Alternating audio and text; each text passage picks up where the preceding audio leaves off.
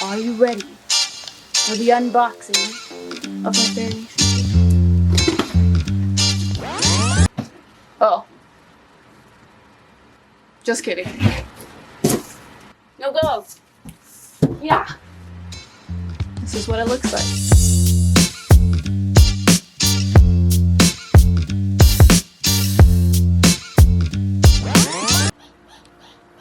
Can you hear my chinchilla barking? Hey guys, what's up? I bought something. If you didn't already notice this giant box behind me, I actually bought another cage. So if you guys watched one of my last videos where I met a pet psychic, we found out that Lola is uncomfortable living in the same cage as Malley, even though they are separated.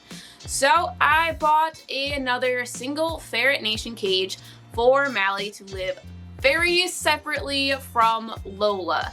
So today in this video, I'm going to walk you through a step-by-step of setting up a Ferret Nation cage. So let's get into building our Ferret Nation cage. Hi, we're going to build stuff now. So we're first going to start building out our base. So what you're going to need for the base are your two side supports. This base is going to include a shelf, so you're going to need to pull out one of your floor or bottom pieces. This is going to be your shelf piece.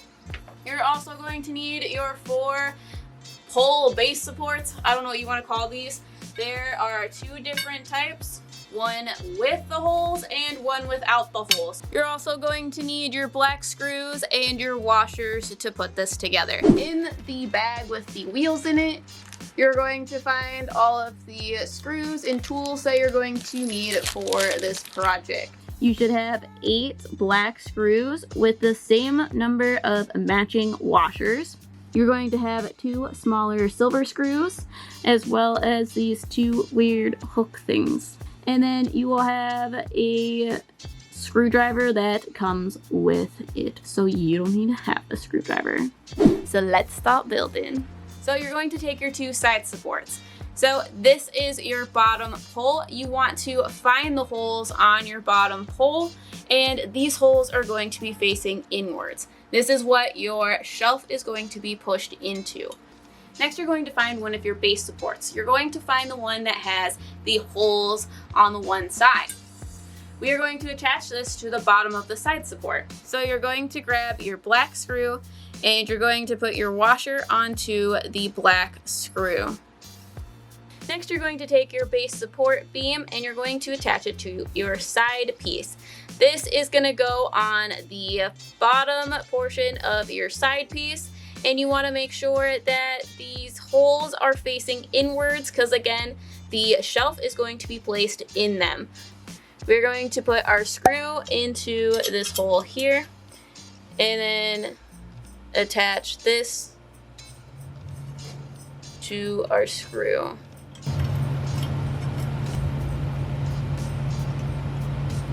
Next, we're going to grab our other side support and attach the other side. So we're going to insert our screw. Don't tighten it fully because we are going to attach the top piece. Next, you're going to take the other base support without the holes and attach it to the top portion of the cage.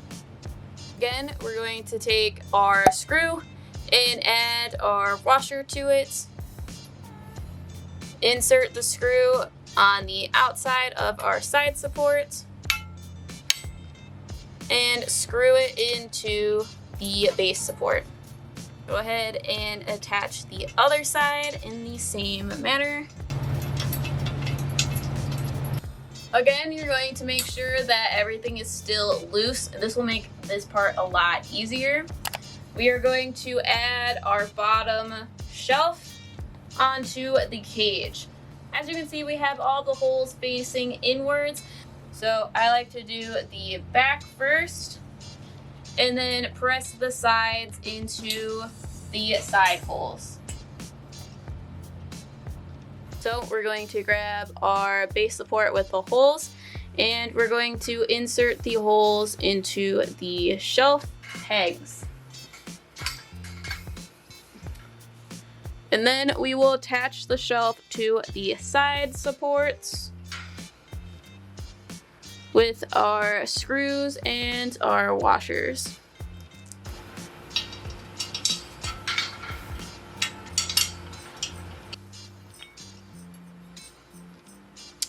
Last part of the base, we're going to take the last support with no holes, and we're going to attach that to the top portion of the base. Lastly, you're just going to tighten all of your supports. So the next thing we're going to do is add wheels onto our cage. And like I said earlier, 2 of the wheels are going to have a lock on it right here. And the other 2 are not going to have anything on the back of them. There are 2 wheels that have this locking mechanism. You want this to be in the front of your cage. So I'm going to put these both on the same side. Work it in with your hands. Once you have that base part in, you're just going to push down on the top until the wheels are fully flush with the base. Next, we're going to add the cage. So you want to locate the front and back panels. Next, we're going to add the front portion of the cage onto the base. So this is going to be the cage piece with the doors. Make sure that you are adding the front piece of the cage on the side of your base with the locking wheels, because again, you want those locking wheels to be in the front of your cage. If your front and back pieces have these plastic things in them, you just need to push them out and get rid of them. You don't want that in your cage. So all you're going to do is place the pegs of the front piece of the cage into the square hole. Next, you want to find your back piece, and you want to make sure that these loops are facing in towards the cage. Then you just repeat the same thing you did for the front portion of the cage with the back portion. You put the 2 pegs into the square hole and press it down. Next, we're going to put the floor in, so locate your floor piece. It looks just like the shelf that we put in. And as you can see on your front and back piece, there are holes just like there were for the shelf. You're going to place the pegs from the floor into these holes.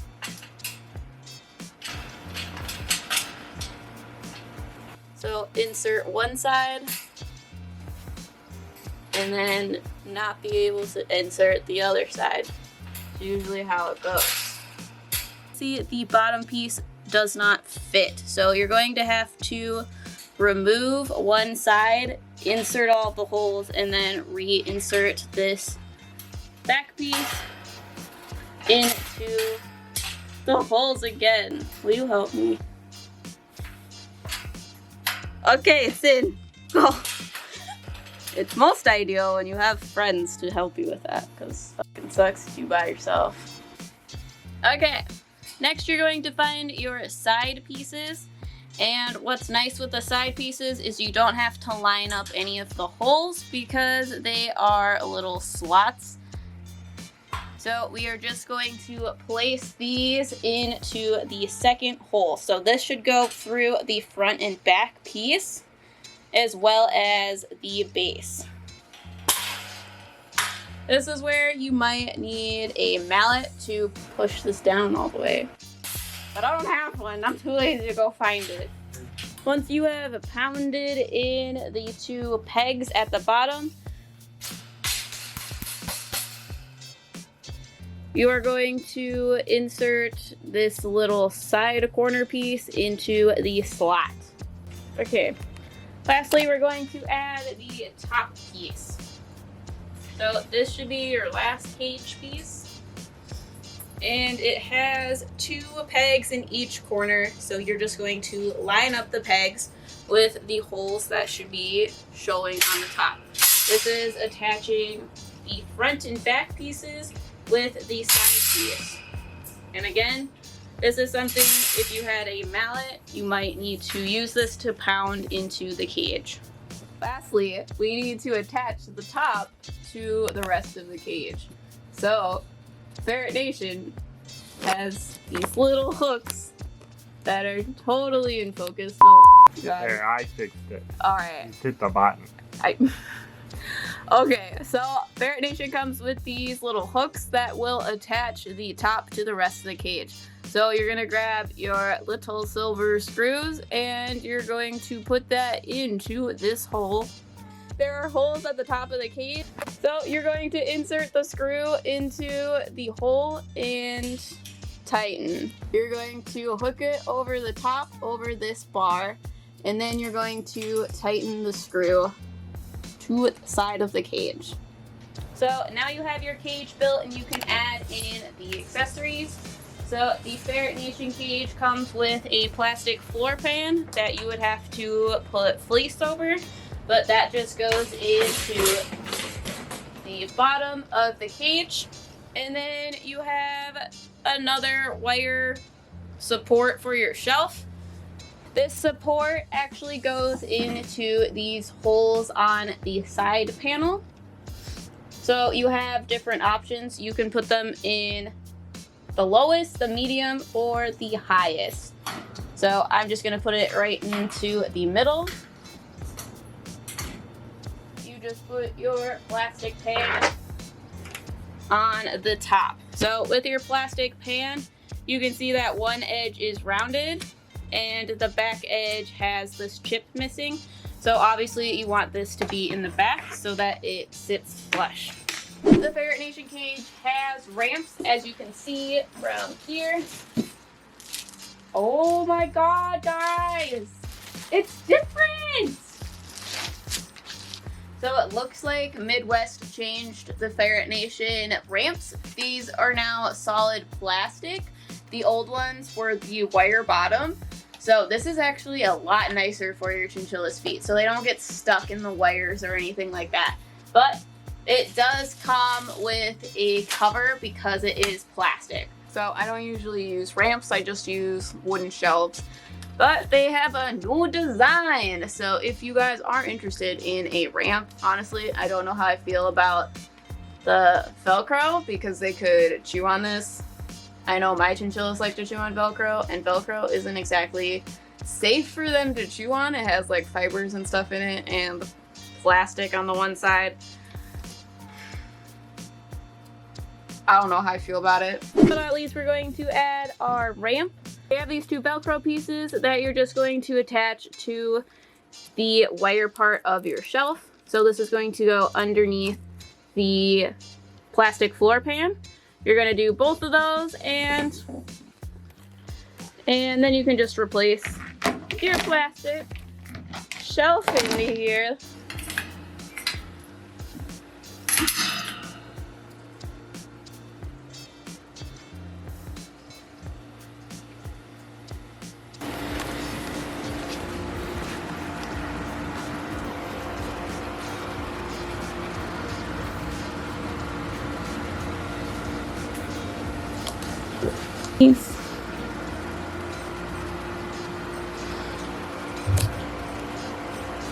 So this is Malley's final cage setup. I am planning on doing more DIY cage accessory videos. So if you guys are interested in any particular cage accessory, please let me know down in the comments. I'm definitely thinking about doing some huts and maybe a hay feeder. So if you have any interest in that or something else, give me a comment below and I will get on to making that for you. Now, like I said earlier, Malley used to be in the same cage as Lola. They used to live together and they ended up fighting. So what I did was I separated them in the same cage. So Malley lived in the bottom level and then Lola lived in the top two levels. So they were separated, but they were living in the same cage. And what happened was they were still kind of having a lot of drama and tension while living in the same cage. And you have no idea the drastic change in their demeanor when I separated them. Lola was probably the biggest change because for weeks she just seemed different. She seemed sad. She didn't want to eat as much. She didn't want to run around as much. She wasn't the old Lola that I had known for 6 years. So almost instantaneously when I took Malley out of the cage, Lola was running around, like the expression on her face was different. She is now back to her normal self. So it was amazing that a pet psychic could figure that out. So if you guys are interested in a pet psychic reading, make sure you check her out. Her name is Olivia the Medium. I'll have her information linked below. As I said earlier, I'm going to be keeping Malley separated. She's going to be living alone in this cage. While Lola, I am planning on getting another friend for her. And if you guys are interested in some bonding content, I know a lot of people are interested. I will be bonding her to a new chinchilla in a different way than I did my last 2 chinchillas. I'm going to be using the car ride method. So if you guys are interested in more bonding videos, make sure to subscribe and hit that notification bell so that you get notified the next time I post. However, while you wait, if you guys are interested in the story of why my chinchillas broke up, check out this video here. And if you are interested in the pet psychic reading I did on my chinchillas, make sure you watch out this video here. Until then, I'll see you guys in the next one. It's like if Voldemort had a bunny nose though.